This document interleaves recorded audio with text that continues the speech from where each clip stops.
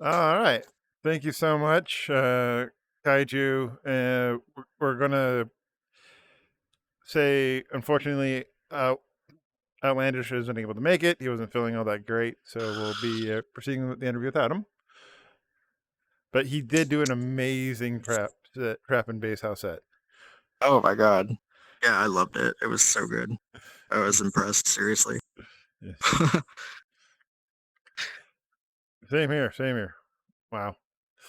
I was kind of like probably the lowest amp energy of the set of the night. But whatever. Who yours? Yeah. Maybe. I don't know. You had some pretty good like 3, 2, 1 jumping going on. Yep. All right. So if you haven't seen Kaiju, if you haven't seen I Wait, this is kind of the interview portion where I kind of figure out what makes the DJs tick or what got them to start ticking or DJing. So, Kaiju, how long have you been DJing Yeah. for? 6 years at this point. Ooh, nice. Yeah. What got you into DJing? Not quite like DEF CON status, but I'm not new. Yes. um got me into DJing, seeing some of my friends DJing at conventions, some close friends of mine, and just like listening to their mixes. And at the same time I was getting into EDM. My girlfriend got me into EDM. And I was listening to EDM this whole time. I just didn't realize what it actually was. So she kind of was like, oh yeah, they have festivals. It's like when you're listening to DDR music and you don't know what the hell it all is. But so I was kind of getting into that, finding my own favorites, and then realizing that some of my friends DJ'd and getting super inspired by them when they played it like furry conventions. And I was like, I think I could be really good at that. And I borrowed a friend's controller and I got hooked immediately. Nice. So you're not Yeah. you're not like DEF CON where you started on vinyl, you started on digital, so not too bad. Yeah. No, did not. I haven't started on vinyl, though I did play on a friend's turntables once to see if I could, and it was a really cool experience. I would love to do it again. Nice. What was your first DJ deck? Or like you said, you borrowed your friends. What was that deck? Do you remember? Oh, jeez. Oh, man. It was like this. I don't even know what the heck it was. It was like not, I don't think it was Native Instruments. It wasn't Pioneer. It was like this little rectangle thing with like two decks with like three little knobs on it and like maybe two buttons, and that was it. I literally don't know what it was. But it did the trick. I made like a little 15-minute mix with it. And then he let me borrow his S8, Ooh. Native Americans, or I'm sorry, Native Native Instruments Tractor S8, and which is like a huge deck, super overwhelming. But I got hooked, and I was like, I want something a little smaller, and I got an S5, Huh. which is like a compact version. Is that what you're currently using? The S5 or? Yeah. No, yeah, I've stuck with the S5 ever since. I love it. It's awesome. I don't It doesn't have the jog wheels on it, which I wish I had. But you get screens on it, which is basically the difference between the S4 and the S5 is I get screens but no jog wheels. The Oh. S4 has jog wheels and no screens, but it's very similar. So no trying to manually beat match. Like actually, how do you manually beat match? Well, they do have little so they have these like finger pads. Uh-huh. It's like a strip that you can Oh, so you touch can with your swipe. finger. Yeah, you can kind of swipe it with your finger so you can manually beat match that way. Huh. But you don't have like you have to like hold shift and do it. It's really weird if you want to skip around really fast. That's like for minor touch ups with the beat matching. Nice. Yeah. So what was your first genre of music that you started mixing?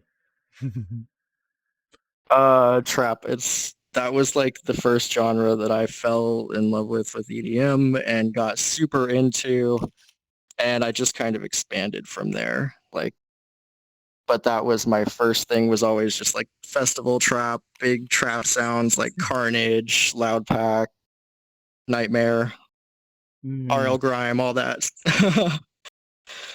big hit, big bass, big snares. Yeah, yeah, really just big, huge festival trap music that was loud and screechy and angry sounding. Emo trap. But Wait, what? that's what hooked me. Yeah. No, Uh, that's what hooked me, and then thankfully I've rounded myself out since then. But that was my first thing that I kind of got hooked on. Nice. Like your sets are amazing. Oh, You thank could you. definitely tell that you put in a lot of time into your sets and critiquing other people's sets too. Because you're not only a DJ, you wear a Oh different yeah. hat too at Virality, don't you? Oh yeah. Just as of recent, but yeah. That's new for me. Well, they don't. Um, I know what the hat is because I'm part of the staff of Virality, but they may not know what the hat yeah. is. Yeah, for those of you that don't know, I'm on the club DJ team for Virality. Me and Crux and Husky, we all help kind of organize the DJs that are applying and get them all together with the help of Valent and Imblade, obviously, who kind of make the final decisions on everything. Yep. So for like all of you people who enjoyed the music from the Virality Aqua, this guy helped judge the sets to make sure they met Aqua muster. And I was I've surprised. been hearing the bar has been raised all around. Everyone's been telling me that the skill level is like through the roof. So that's good. That makes me feel like I did my job at least. Yeah, yeah. Like honestly, listening to Virality, there was not a set that I did not like it or did not think that needed to be there. Actually, mine kind of, but Right. whatever. But you always look at your own sets. No. You like Okay. you literally Yeah. always I look at mean, your you're own always your sets. worst critic. Exactly. Yeah. No. No. I gotta brag about this guy who just started DJing less than a year ago, maybe just a Yeah, year, yeah. Like when I recorded that set, I was and about like 10 months, yeah. No. 10 to 11 And months. it Yeah. was a absolutely banging demo. So 100% earned that, and you killed it. So congrats on that for sure. Thank you, thank you. Unfortunately, like I listened to your set for the restream, but man, I wanted to hear your set live, but just I had work That's okay. I had work the next day, and it's like, oh god, damn it. Yeah. Yeah. That's kind of the caveat of being on staff was this time I took a staff slot, which didn't get all the replays. So it was a little harder to catch it, but I'm just happy, I got a chance to play still. Yeah. All right, so But as far as like a DJ and um part of the Virality DJ crew, like what advice would you give to a new DJ who's starting off? new DJs starting off, definitely play what you love. Don't try to conform to playing something that you think is popular. You're always going to make your best sets and your best art when it's something that you're passionate about. So if you want to play metal, go play some metal. If you want to play hardstyle, play hardstyle. If you want to do Daria Core and, you know, anything that you think is too out of the range of what's normal enough to play on a stage, stick with it. Don't abandon that thinking that it's not going to give you a chance, because you will definitely, if you're doing what you love, you're going to make an incredible set and you're going to be definitely noticed for it. Yep, and I wholeheartedly agree with that. Like the audience can tell whether or not the DJ is into the music that they're playing. Like if they're up there Yeah. just because it's a paycheck or just because playing this genre of music gets me a slot in this event or whatever, Yeah. they can definitely tell. Yeah. That feeling. For sure. And also don't box yourself into one genre. If you like one genre, I get it. When I started, I was purely trap. That's all I liked. That's all I wanted to play. That's all I listened to. Thankfully, I went to some shows. I heard some other genres and played really well, and it kind of opened my eyes to what those genres could be when they're played at a very high skill level. And just learn as many genres as you can, and that will help your sets no matter what genre you're playing. If you're playing a trap set, but you've been practicing a bunch of house or a bunch of another genre, it's going to kind of bleed into your trap set and give it a lot more like flavor. Yeah, yeah, because as far as like transitions and such, like you can do like drop to drop transitions. You can do like a ease Yeah, in with the equalizer transitions, and like a lot of yeah, also like you may like if you're used to like drum and bass mixing where you can play like two tracks together, you may be more apt right. to dual track mix bass house or some other Yeah, genres. yeah, just something that might be more common for like a transition type in one genre. Try it in another genre and see if it works, and you might surprise yourself. Yeah. Now, for a new DJ, like where do you end up getting your music? Or what do you suggest that they go to get music?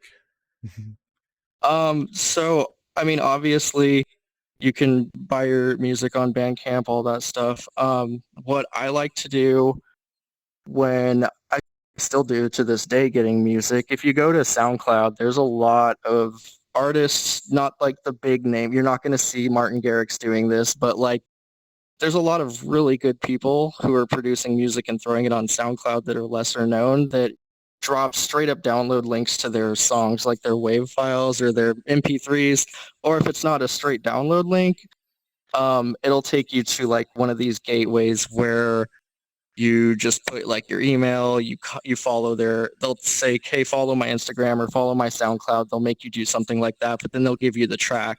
They'll like give you the file straight up as a download.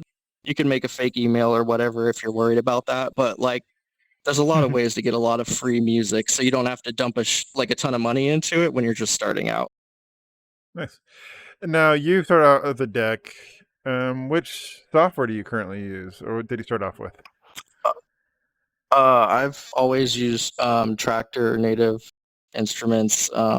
That's all I've ever used. I want to learn more Record Box. I had a friend who had a Pioneer setup, and I would have him bring it over to my house with his laptop, and I would try mixing with it because I do want to learn Record Box and Pioneer stuff, eventually CDJs, but I've always owned Tractor Native Instruments software, and it's really good. Like it definitely does the trick. Yeah. And like, do you necessarily need a deck or to start Uh, DJing? I don't think so. No. I Valent DJ'd with a what keyboard, like a Yeah, piano or something. I don't know. yeah. You can use a keyboard on like a computer and a mouse if get some software. I think there's free software. Like what is Virtual DJ free? I Um, think limited versions you can do virtual DJ. I think Record Box also limited. I think yeah, Serato also get the later editions. At least use it enough to right. get your foot into the door and figure out what you like. I Yeah, think there's definitely things out there you can get for free and test the waters, and then like you can bind keyboard controls and mouse and stuff. Like it's not going to be quite as easy as having a bunch of knobs to twist, but like it'll definitely get you through the door, and like there's no reason you can't make something out of it. yeah. Like sometimes when I'm planning a set out and I'm too lazy to take my deck out of my closet and put on my table, I'll actually mix with keyboard and mouse, just trying transitions out. And if I like it, put it in a Yeah, playlist and then that's smart. perfect it on the when I have the decks out. I'll admit I've been spoiled with always having some type of controller. So I've never actually tried to do that, but I've seen so many people just messing around and thinking about, hey, maybe this track will be good, and they'll just put them in and just like twist the knobs with a mouse on like the virtual knob Yeah. on like the program. I want to get one of those little handheld mixers that are like this big. They're like this small, and they like plug in a USB, and you can like just take it with you. Like Yeah. have that and like plug it into a phone or something and just like mix in the car. Yeah, like there actually are some of them that are that small. Like it's basically just two little jog wheels with the Yeah. crossfader and yeah, Yeah, just like the essentials. yep. But like you could that's all you need. You It, could I I'm very basic with my mixing. Like I don't put a ton of effects when I mix. I literally am just like knobs and volume, and that's pretty much it. Once in a while I might throw an effect in, but so rare. Like I'm really simple. Nope.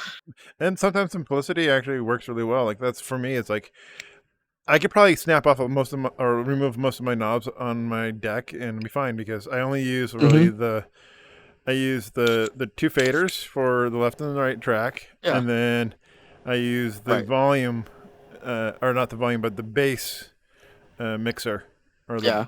and that's it, pretty much. Yeah, like highs, mids, lows, filter, and volume, and Yeah. like I could make a whole set just with that. That's no problem. Yep. So if you have a controller that's literally those, that's all you have, you're fine. Yep. That's pretty much all I use. Let's see. What genres do you currently play, or do you like playing, or have you played in the past that you like?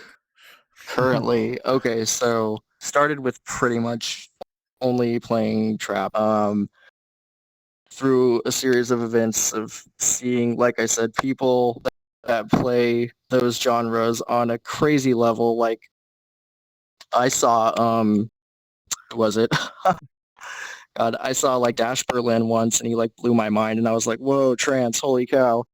Or I saw Noisia, and I was like, I never liked drum and bass at all, and my friend dragged me to a Noisia show, and it blew my freaking mind. So like, that's kind of how it happens for me. But so yeah, now I'm playing. I play a lot of drum and bass. I love to play house music, like any kind of house, bass house, Chicago G house, whatever. When I'm just like hanging out and having fun, I like usually just throwing some house because it's more relaxing for me. Yep. Trap is very aggressive and I have to focus, but house is a lot more chill. But and like so is drum and bass. But yeah, what else have I played? God, I played a techno set a couple of times, which was really fun. I've just recently got into that. Ooh, I'm nice. I'm always trying to expand my horizons and play a genre I haven't played before. Yeah, So, but those are the main ones I've done: is house, drum and bass, techno, trap, dubstep. nice. Very, Just very. played a color bass, but those are all subgenres. Yeah. Honestly, all very, very good genres to play in the mix. Um, Yeah. so here's a question I always ask the DJs. It's kind of fun to see what the response is. Like, if you were to send a message back in time to yourself starting off DJing, what would you send back to you? Oh my god, that's so hard. It's been such a journey. Like I like God. What would I tell myself? That's a really hard question. Um, Like some of them. Definitely just I would say just not to box yourself in because it took me a long time to get out of the trap phase. I mean, I was making pretty good trap mixes and it was awesome. Um, but I feel like I definitely was for a long time, probably the first like 2 or 3 or 4 years, that's all I played was trap. And I feel like if I could definitely have broken out of that a lot quicker. So just don't box yourself into a genre. Um, Even if you don't like a genre, sometimes it just you don't think you like a genre until someone plays it really well for you, and then you understand kind of more what it's about. If you hear a genre played badly, you're not going to like it. But Oh if yes. a god of the genre plays it and it's an in-person experience like I had, it'll change your mind about a lot of things really quick. Going to musical church. Hallelujah. It's literally going to musical genre church. Like not even joking. I've had some life-changing experiences. But Nice. that's yeah, just don't box yourself in. Expand your horizons. Go big. Yep.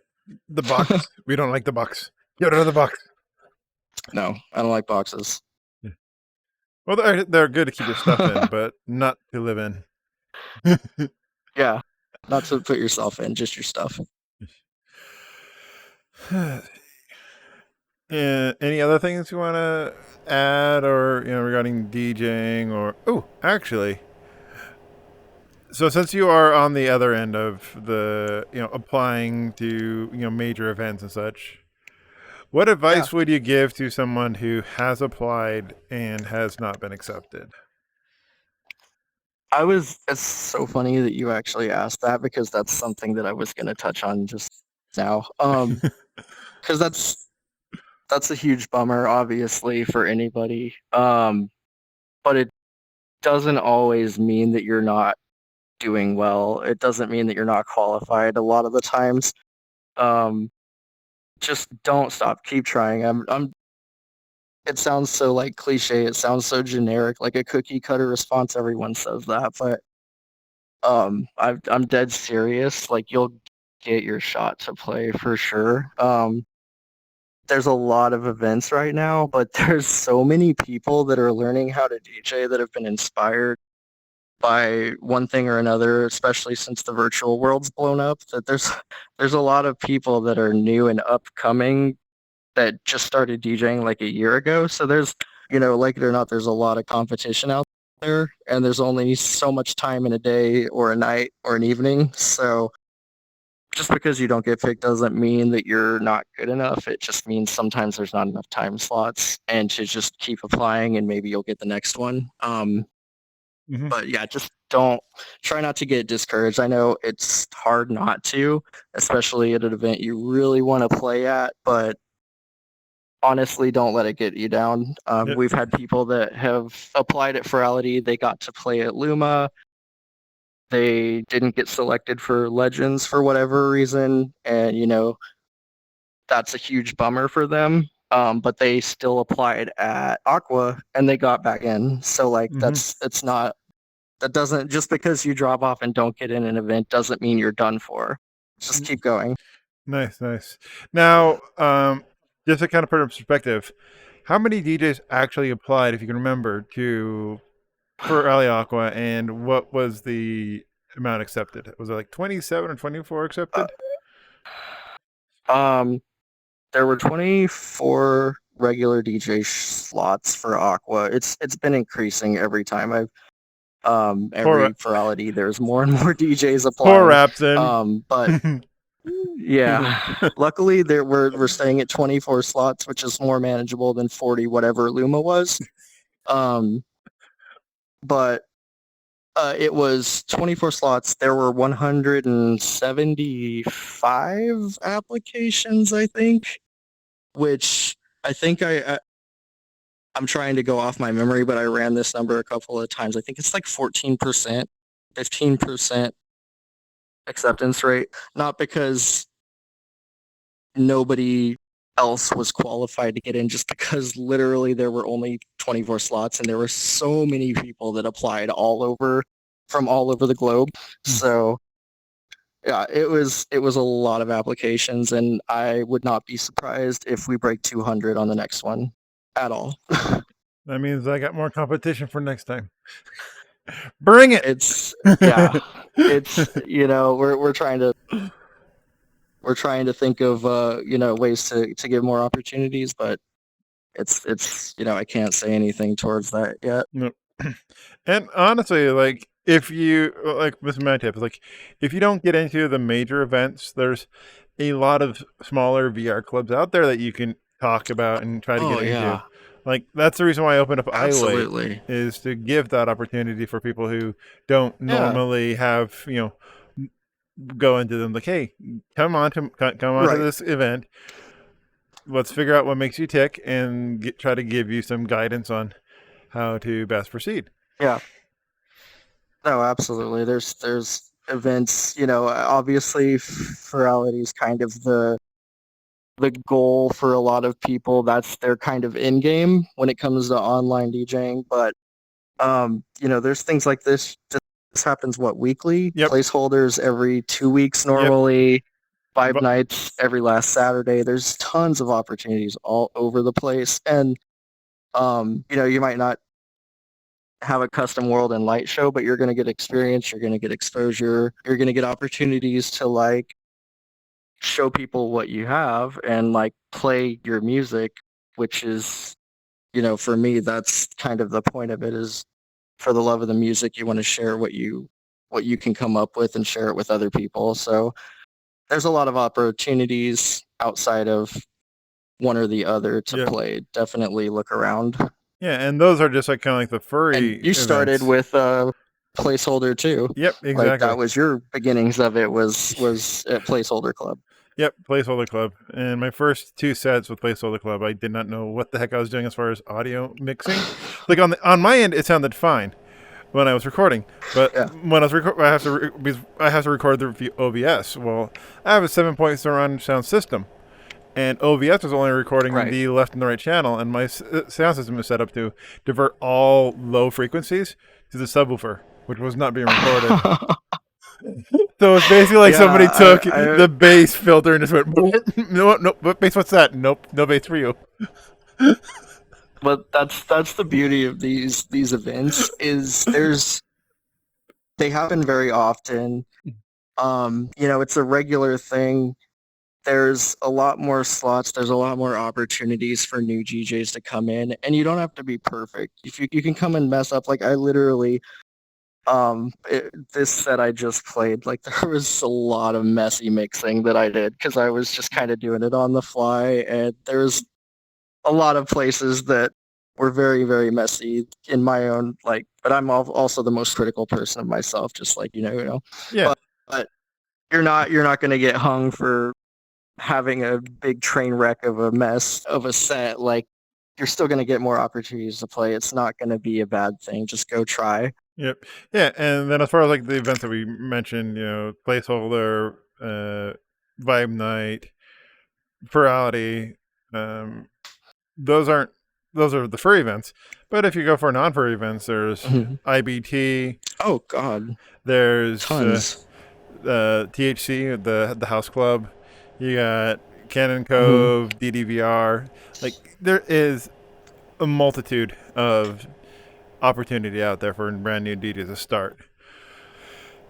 Yeah, that's something I need to personally branch into more because I've kind of stayed in my comfortable furry bubble with it all, but I know that there's so many more places out there, but I'm just like, oh, I like my little furry bubble. That's just my own anxiety about it. But honestly, if you think that there's not enough opportunities in the furry VR virtual world, there's twice as many, 3 times, 5 times as many outside of that, and I'm sure they'd love to have you. Yep. Yeah, just go around and conversate with the people. Like, go to the events, talk up the DJ, say, "Hey, how did you get a slot here?" and go from there. Well, it's so much less. It's less scary to do this in VR than walking into a club downtown in your city and trying to get a spot. That scares the hell out of me still to this day. I don't know if I could do that, but I feel way more comfortable. Yeah, I know. I feel so much more comfortable in the VR space. Hopefully our viewers and newer DJs do too, but it's not as scary as it seems. People are actually pretty nice. Yeah, people are pretty nice. And then if you're a new DJ making mistakes and somebody's heckling you or whatnot, just select their avatar, mute, or block. Yeah. Oh yeah. Hopefully that doesn't happen. I haven't had that happen to me, but I hope that doesn't happen. But if it does, yeah, you can always mute them. And thankfully, the DJ circle that we've kind of gravitated towards each other in the VR space that kind of overlaps into the real life state. All the DJs that are playing right now, 99% of them have been so supportive of each other. It's it feels like a kind of a little family. So definitely welcome to that. Yeah, and also as a DJ, that's one thing I love about the furry fandom and just being DJ as well is just the camaraderie that we have. We go, you DJs, we don't try to cut people down. It's we try to point out what they opportunities to improve. Hey, this transition wasn't the greatest. Try this and this and this next time, and tell me what you think. Right. We want. No, it's all love. It's all very. It's very rare that I ever see anyone talking smack about another DJ. And I know that didn't always used to be the case in the furry DJ realm. But nowadays it really seems like most of the DJs at least that I've been around personally, have all been incredibly supportive and like a huge catalyst to helping push me to go further. Yes. Like honestly, a rising tide raises all boats. We want to make sure that everybody, you know, Yeah. is lifted up. Like And you can see that in just the skill level of like Ferality, for example. It just keeps going up. I know. Like And it's I I hope think I in improve. big part because of that. I think you will. I think everyone does. Like over time, like the more we're here doing this and we just keep kind of like you said, everyone just keeps supporting each other and keeps practicing and getting better, and it's just kind of proof of that when you see something like Ferality, when you have like some of the best that there is that we have to offer online, and the talent level is just so incredibly high. They weren't always there. Mhm. We got there by doing this and practicing. Though I think Scaly Book might be the exception. He may have came out of the egg just with a DJ deck in hand. Him and maybe Loprov, they're totally aliens. They don't apply to that whole thing. I don't know where they came from. But yeah, Yeah. like Loprov like inspires me to be better. Scaly Book inspires me. Like DJ Amiat, he's also pretty awesome. DJ. Oh yeah. But even those anomalies that are just like they feel like god level DJs, they're right there supporting us just like everyone else, and they're like super nice. They're not like they don't feel like they're above anybody. Like they're right there with us, and that's super cool. Yeah, if you really want to make them embarrassed, you tell them how awesome you think they are. Like, no, I'm not that awesome. Let's see. Should I unmute? Yeah, I should unmute the Scaly. Let's see what the Scaly's saying. He just came and yelled and ran away. Of course. Just Australian things. Yes. You're an awesome DJ, Scaly. You know this. He's peering at you through his sunglasses from the other side of the room over there. Yeah, he's just glaring. Yeah. I think he's signature crouch position. Yeah, I think he's the imposter.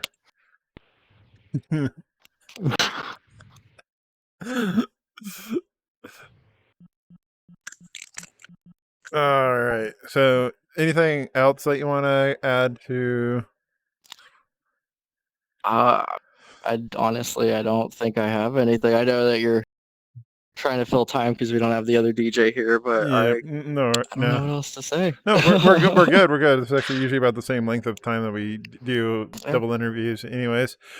All right. Well, if anyone has questions for me at any point and you see me around, please feel free to approach me, talk to me. Like I'm not intimidating. I promise. I love talking to you guys.